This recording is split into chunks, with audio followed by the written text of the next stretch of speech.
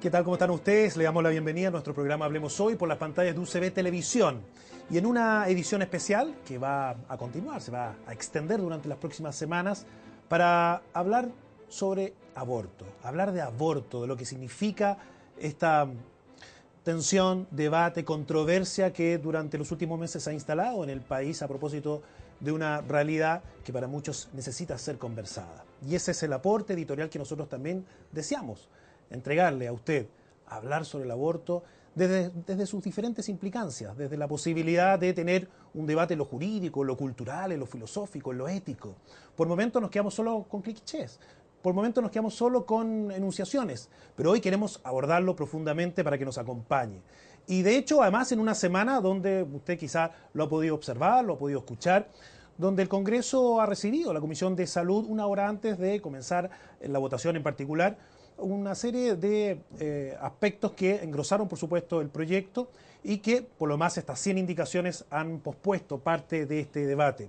Fíjese que con la reprogramación de lo que va a ser el cronograma original, todo esto se ha trasladado y finalmente estas más de 100 indicaciones han hecho reformular la votación para el próximo 8 de septiembre. Pero la idea de esta comisión es despacharlo antes de Fiestas Patrias y apuntar a una votación de la iniciativa en la sala el 7 de octubre. Por lo mismo queremos entregarle mayores contextos para que usted pueda ir decidiendo también y pueda ir sacando sus conclusiones a partir de lo que se está debatiendo en el Congreso. Quiero presentarles a nuestros invitados de este panel que nos van a acompañar durante esta y la próxima semana, partiendo por Carmen Domínguez. Muchas gracias, Carmen, por acompañarnos aquí en Hablemos Hoy. Muchas gracias a ustedes por invitarme. Carmen Domínguez, que es directora del Centro UC de la Familia, abogada, profesora titular del Departamento de Derecho Privado de la Pontificia Universidad Católica de Chile y también consejera, ¿no? Del Colegio de Abogados. Y también Juan Carlos Manrique, destacado abogado penalista. Juan Carlos, muchas gracias. Gracias a usted, Claudio, por estar junto a nosotros, socio fundador además de Manrique, Benavides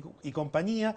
También es profesor universitario y autor de un sinnúmero de artículos igual que Carmen. Y yo quiero, antes de entrar en los aspectos quizás más técnicos y también más políticos, en sus interpretaciones, en sus opiniones, que nos interesa mucho conocer, el cómo han visto parte de lo que ha sido este debate durante las últimas semanas o durante los últimos meses en nuestro país, Carmen. ¿Qué puede sacar en limpio de lo que por momentos parecen una serie de ideas fuerzas, pero no mucho más allá que eso?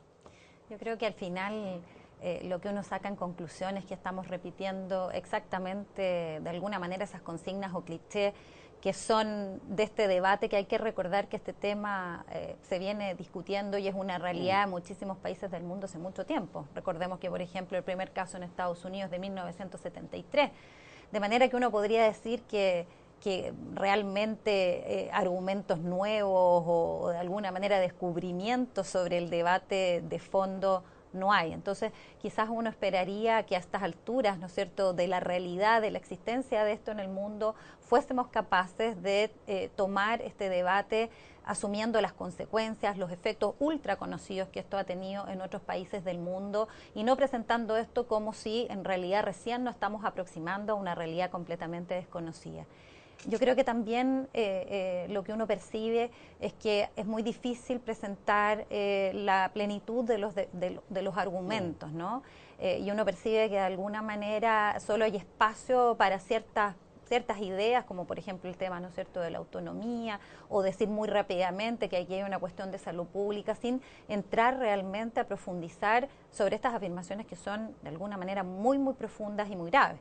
Exacto, Juan Carlos, además en medio de un debate que se ha centralizado, se ha focalizado en las causas de despenalización que el Ejecutivo ha planteado, riesgo de vida de la muerte, embarazo producto de una violación e inviabilidad del feto, por lo demás. Sí, bueno, efectivamente, Claudio, como bien señalaba el marco Carmen, lo que uno puede advertir a esta altura es que en definitiva el debate está enmarcado en tres grandes líneas. La primera es el cumplimiento de un compromiso político del gobierno, esto es un compromiso programático y la invitación a un debate que a su vez se subdivide al menos en dos cuestiones. La primera sigue siendo la tensión de si el aborto sin causales, que es en definitiva lo que aparece detrás también del claiming de ciertos grupos particulares, es en verdad una expresión genuina de una moderna concepción de la autonomía de la mujer en sus derechos sexuales y reproductivos. Y vaya que es un tema complejo que nos tiene a los hombres hablando de aborto y si nosotros tenemos legitimación no para hablar de aquello. Y lo segundo, dice principalmente relación con la tensión tan fuerte entre si hoy día efectivamente el Estado puede o no amenazar a una mujer que decide abortar con hacerla sufrir doblemente a través de la amenaza de la pena y de la cárcel. Hay que ver también si efectivamente ese debate es así como se plantea, es lo que la sociedad hoy día requiere. Hay que reconocer que efectivamente hay cambios socioculturales también y que hay en definitiva nuevos enfoques y maneras, pero al menos, y esta es una opinión mía muy personal, de la cual me hago responsable y que forma parte de estos foros de debate de alto nivel, nos convoca también una colega de altísima categoría y nivel al respecto, es decir, efectivamente hoy este es un debate real, necesario, es un problema concreto o es en verdad de alguna u otra manera un debate pseudo artificial. Más adelante conoceremos las cifras, sabremos si efectivamente el aborto es un problema del sistema penal chileno. Vamos a saber si a su vez es un problema verdadero de la generalidad de las mujeres que hoy día pretenden una determinada definición de la vida, o es quizá un postulado ideológico de un grupo muy determinado de mujeres que tienen cierta visión de los derechos reproductivos y de cómo conducir a las demás, no al Estado, pero que a su vez no tienen en su proyecto de vida quizá embarazarse ni tener hijos. Es un tema bien complejo si en verdad quienes sostienen el derecho al aborto son las primeras candidatas a practicárselo. Porque para eso primero hay que embarazarse y ahí hay un tema en la sociedad actual en que muchas mujeres optan por no embarazarse. Exactamente, y de ese tema queremos seguir abordando, esta forma de plantear la temática desde el derecho de la mujer sobre su cuerpo. ¿Y qué opinan nuestros invitados a propósito de aquella afirmación? Vamos a ver la siguiente nota, un testimonio, un caso para que también le pongamos rostro a esta realidad en la siguiente nota para que usted pueda apreciar el testimonio de esta familia.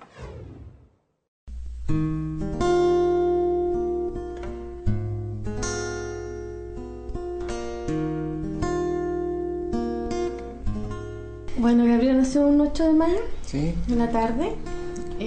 Al segundo día, como es habitual, la traen para que se amamante. La única vez que succionó, devolvió toda su leche. Así que la auxiliar se la llevó para limpiarla. No me la regresaron más. Y triste, porque empezaron a llegar las visitas, con sus regalos, con sus flores, y preguntaban por la niña, y la niña no estaba. Y al no tener un diagnóstico preciso para poder responder a tantas interrogantes, igual eso genera angustia. Sí, mucha angustia. Teníamos que hacer un examen urgente genético para verificar si la dificultad genética que ella tenía era incompatible con la vida o no. Nos daba la opción de que ella falleciera en la clínica y a nosotros darnos toda la facilidad de quedarnos con ella las 24 horas del día, o también nos ofrecían domiciliaria, hospitalización domiciliaria en casa para que la niña tuviera su fallecimiento con nosotros en casa.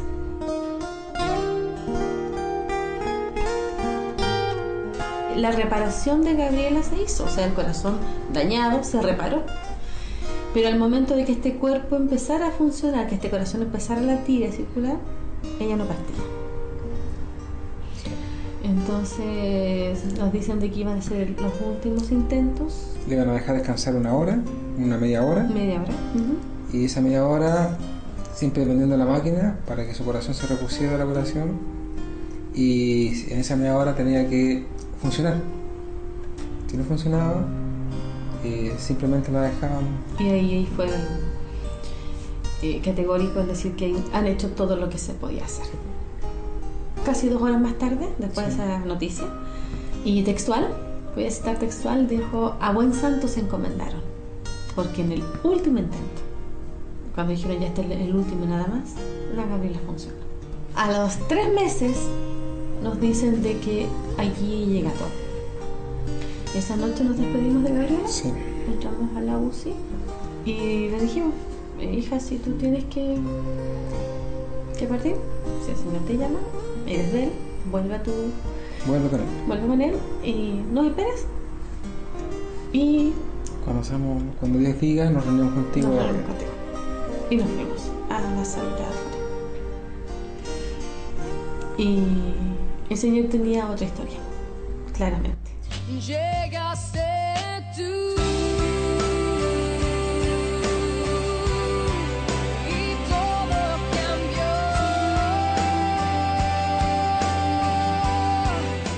Vimos un milagro en vivo y en directo. ¿Cómo puedes saber tú qué hay detrás de ese plan? ¿Qué sabes tú que hay en ese proyecto? ¿Y qué pasa si la persona que supuestamente venía con problemas no era tal.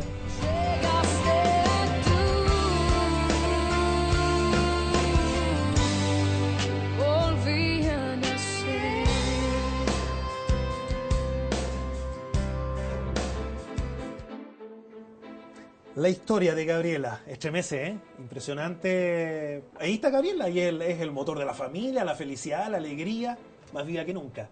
¿Cómo transmitir este nivel de la potencialidad de la vida, de lo jurídico, de lo filosófico, desde lo que significa para una familia el recibir estos regalos? Bueno, finalmente es la experiencia, ¿no? Es la experiencia que uno puede transmitir. De hecho, pensaba yo cuando decía y miraba esto que dice hablemos hoy de aborto, en realidad yo quisiera estar hablando hoy de vida. ¿Ah? Nosotros tenemos larga experiencia en Chile. Cuando estamos hablando de este tema, pareciera que nadie hubiese trabajado en esto y que recién hemos asomado a esta realidad. Y tenemos que recordar que hay infinidad de instituciones que han estado trabajando en Chile acompañando estas situaciones, la misma que acabamos de ver en este testimonio. ¿Ah? Tenemos instituciones que han acompañado por 15 años. Tenemos Chile Unido, más de 4.600 casos, ¿no es cierto? Movimiento Anónimos de la Vida acompañando 4.000 casos, Proyecto Esperanza acompañando a mujeres, ¿no es cierto?, que han abortado, acompañares de la Universidad Católica acompañando a mujeres precisamente que tenían, ¿no es cierto?, un diagnóstico de inviabilidad, ¿no es cierto?, de su hijo. Entonces, yo creo que lo primero que uno debiera aquí partir es por decir, ¿la única solución posible es el aborto o existe una serie de otras alternativas por las cuales nuestra sociedad, nosotros, si estamos convencidos que no hay vidas que merezcan no ser vividas, deberíamos en realidad jugarnos por promoverlas, por presentarlas? A mí me extraña que en este debate nada de esto ha salido, nada de esto se ha mostrado. ¿Ah? Y vuelvo a decir, como si recién estuviéramos, ¿no es cierto?, apareciendo a esto y no aprendiendo de la larga experiencia que ya existe y de descubrir la realidad de las mujeres y de las familias, porque no son solo mujeres, sino que muchas de ellas, ¿no es cierto?, están con sus maridos, con sus parejas, es decir, en definitiva, la realidad que hay detrás verdaderamente de cuando una persona se encuentra en alguna de estas situaciones. Juan Carlos, cuando viste esta experiencia también, ¿qué conclusiones sacas desde lo que es la experiencia también de tantos años de ejercicio y también de tener una opinión tan concreta sobre este debate? Bueno, yo creo que dos reflexiones muy concretas. La primera es que efectivamente el aspecto legal del problema es uno y mínimo si uno lo analiza en su multidimensionalidad, antropológica, cultural, ética, biológica, médica, por cierto. El caso que se nos planteaba recién es uno de aquellos que el proyecto contemplaría derechamente dentro de la antigua discusión de la posibilidad de interrumpir la vida por una causa de eugénesis, ¿no es verdad? Esto es por entender de que esa vía podría ser inviable. Este caso nos demuestra que en ese caso concreto en particular aquello no ocurrió y cambió. Pero incluso si uno lo expurga del elemento religioso, ¿no es cierto?, del elemento, digámoslo, y lo deja enteramente secularizado el caso, aún así no lo desmerece, porque más allá de que la persona pueda tener o no una opinión religiosa al respecto, el punto que está detrás es si en el mundo secular, en el mundo laico, en el cual efectivamente estas cuestiones también se plantean, va a existir o no necesariamente el derecho en definitiva de los padres a interrumpir la vida del que está por nacer con un pronóstico médico que puede no estar sujeto a certeza y en definitiva hacerse de, aunque suene duro lo que voy a decir, de una descarga para alivianar lo que significaría una vida futura atada a un problema muy serio como es un niño con problemas. Ese es un dilema ante todo ético que la ley no puede resolver por sí solo. Y cuando se le plantea la posibilidad de que la mujer decida como consecuencia de su autonomía no tener ese hijo o en definitiva no traerlo al mundo, lo que de alguna manera está también detrás, está encubierto es también una discusión de otro punto de vista también, incluso económico-social, puesto que este problema mayormente se plantea en aquellos casos también donde el aborto está cruzado y teñido como alternativa, con grandes carencias, con grandes problemas y también sujeta a la mujer a una enorme tensión emocional o ante la imposibilidad de exigirle una conducta distinta. Y a presiones también, muchas veces económicas. Y allí es donde viene efectivamente esa gran nueva complicación. Incluso en ese caso vamos a amenazar a la mujer con el uso de la pena por interrumpir la vida. Fíjate, Claudio, que hoy día yo te puedo decir, y para que nuestros, digamos, oyentes y videntes lo puedan ver en su casa, incluso si esta situación ocurre hoy día, es muy difícil, prácticamente imposible, que un juez razonable y un tribunal razonable le imponga una pena a esa mujer, porque le es inexigible una conducta distinta y a su marido también. Entonces, plantear este tema como uno de aquellos en que el aborto sería digamos, lícito o legítimo, fíjate que no altera mucho la situación de lo que ocurre hoy. ¿Y es compatible, Carmen, este derecho de la mujer de decidir, como se ha planteado tantas veces en estas últimas semanas, sobre su cuerpo, y también el derecho del que está por nacer? No, estrictamente en los términos. El proyecto intenta plantear esto como si fuera una cuestión de ponderación de derechos, que por lo demás no le corresponde al legislador, sino que la ponderación es siempre una labor judicial. Pero básicamente hay que entender primero lo que está detrás de nuestro derecho, que hasta el día de hoy, ¿no es cierto?, ha protegido la vida del que está por nacer.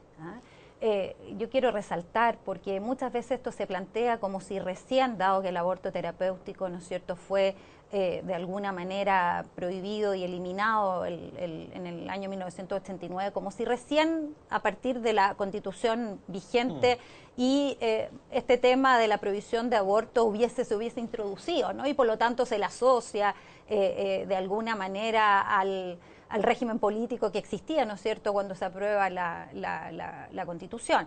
Y la verdad es que aquí hay que corregir eso de inmediato. La protección de la vida del que está por nacer es un principio que forma parte de la tradición del derecho chileno. Y cuando digo tradición, quiero decir que parte con el Código Civil en 1855, donde parte el artículo, ¿no es cierto?, 75, por establecer que la ley protege la vida del que está por nacer. ¿Qué significa esa protección? ¿Por qué esa protección de la vida del que está por nacer? Algunos yo también quiero aclarar, porque a veces se ha dicho que el Código Civil en definitiva solo reconoce la calidad de persona desde que se nace, porque el artículo 74 dice que la existencia legal comienza al nacer. Y de verdad, solo alguien que no conoce de alguna manera la historia, la génesis y de alguna manera los fundamentos que están detrás de las normas podría entender algo así. Está claro que lo que don Andrés Bello quiso consignar ahí, porque lo puso expresamente al margen del código, es que se estaba reconociendo un antiguo principio que estaba en las partidas, que fue su referente y que ya venía del derecho romano, de que en general el espíritu, de alguna manera, de la legislación es que siempre debe dársele al concebido el mismo trato que el nacido en lo que le favorezca o lo que le convenga. Y ese es un principio que se arrastra y que ha sido reconocido, ¿no es cierto?, en todo nuestro derecho. Luego, por supuesto, es reforzado por la Constitución y ha sido, además de reforzado por la Constitución, por un sinnúmero de decisiones de nuestros máximos tribunales, ¿no? Desde luego, la Corte Suprema, en sentencia del 2001, en sentencia del 2010, han reafirmado que existe una protección constitucional de la vida del que está por nacer. Lo mismo ha hecho después el Tribunal Constitucional en sentencia del 2008 respecto a la píldora el día después, en que expresamente señaló que existe un derecho constitucional a la vida del que está por nacer. La Contraloría General de la República, por ejemplo, para que lo sepan los que nos están escuchando, cuando se trató de definir quién eran víctimas de los derechos humanos para efecto de la ley que ordenó, ¿no es cierto?, ciertas reparaciones, señala expresamente y resolvió la Contraloría que dentro del concepto de víctima debe entenderse también a los que estaban por nacer y que por efecto, ¿no es cierto?, de las violaciones de los derechos humanos no pudieron nacer. Y una serie, en definitiva, de leyes posteriores que han venido a reafirmar que la vida se protege desde la concepción. ¿Por qué esto? Porque evidentemente estamos hablando de la protección de una vida inocente. Estamos hablando de la protección de quien en primer lugar probablemente merecería protección, que es quien no puede hablar por sí, no puede defenderse por sí, no puede optar por sí, no puede elegir por sí. Entonces, plantear esta cuestión como si fuera irrelevante, porque a mí lo que más me extraña de este debate es que se habla solo de la autonomía de la mujer, pero como si fuese invisible de qué es lo que estamos hablando, que estamos hablando de una mujer que está embarazada, ¿no? Estamos hablando de una mujer que en definitiva tiene una vida en su seno y que esa vida no es irrelevante. El destino, el futuro de esa vida no puede ser que para nosotros simplemente sea, ¿no es cierto?, anecdótico o secundario o accesorio. Vamos a ver el siguiente clip y porque queremos seguir profundizando, quiero hacerte la consulta también, Juan Carlos, a propósito de lo que yo señalaba en un inicio, una hora antes de que se vote en particular, llegan 100 indicaciones al proyecto, como tú lo estás viendo en su generalidad y en lo que puede significar además una semana apenas para procesar esa cantidad de información y de aspectos peculiares, por lo demás. Vamos a ver de inmediato este clip con más información para que usted pueda ir también construyendo, también complementando parte de su mirada en torno a este debate.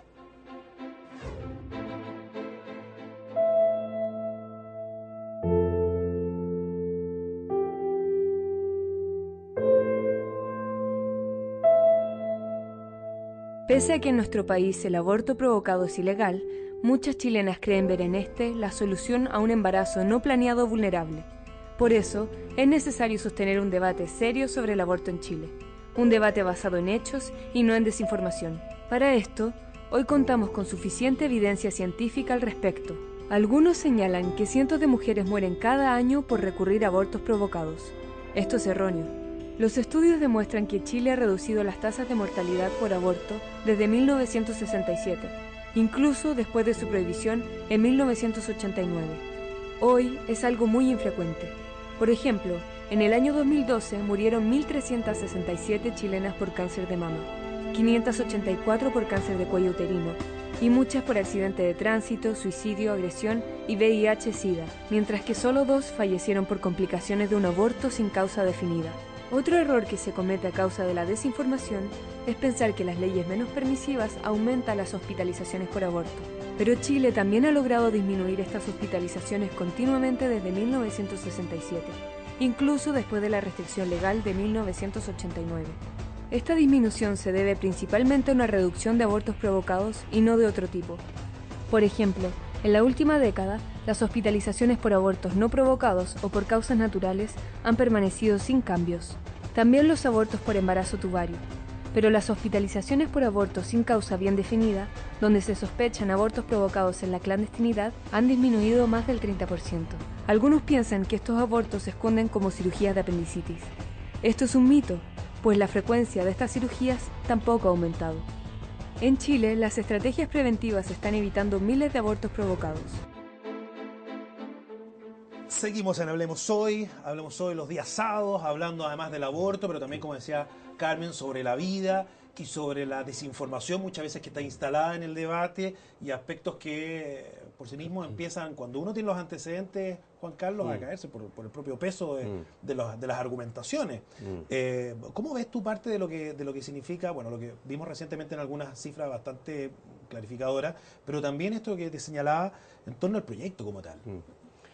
Bueno, mira, más allá de las visiones personales, yo siempre trato de mantener ante la vida y compartir con mis colegas una visión meliorista, esto es que las cosas siempre pueden ser mejor. Sin embargo, discutir un tema de esta trascendencia en días previos a las festividades patrias, 100 indicaciones, con nuestra clase política muy concentrada en otros problemas cotidianos de la política contingente y de la visión corta de las cosas, de no más allá de 15 días, me generan un temor fundado de que efectivamente se termine votando por intuición o se termine votando por alguna orden o por algún bloque.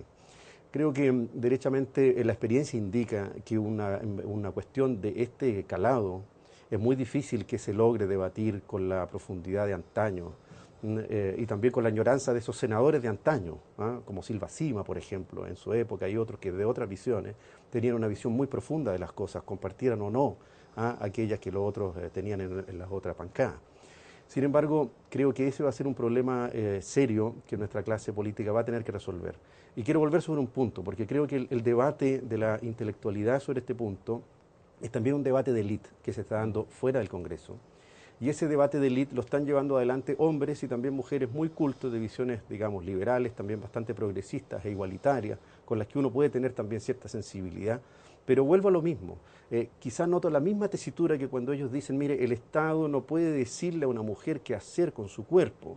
Sin embargo, noto que detrás de esos postulados está exactamente el mismo objetivo, la misma persuasión.